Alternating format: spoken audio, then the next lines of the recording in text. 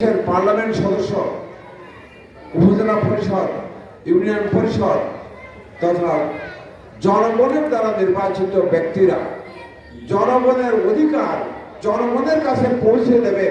যোগ্যতা সম্পন্ন লোকে আমাদের যোগ্যতা আমাদের নেতৃবৃন্দের মধ্যে যে আমরা দেখেছি, সেই যোগ্যতা কাজে লাগিয়েছে স্বার্থের দিকে খেয়াল না করে নিজের ব্যক্তির স্বার্থ, পরিবারের স্বার্থ, এটাই আমরা দেখতে পেয়েছি। প্রিয় ভাই আমার, আপনারা একটু বিশেষ করে যে যখন পার্লামেন্ট মেম্বাররা, মন্ত্রীরা যখন নির্বাচনে যখন ক্যান্ডিডেট 3 মাস 3.5 মাস পর একটা নির্বাচন অনুষ্ঠিত হয়ে যাচ্ছে, এই নির্বাচন বিচার আর সেই দেশে বৈষম্যহীন সমাজ গড়ার জন্য বৈষম্য বিরোধী ছাত্র আন্দোলনের মাধ্যমে একটি সফল ছাত্র জনতার বিপ্লব সংগঠিত হয়। প্রিয় ভাইরা আমার,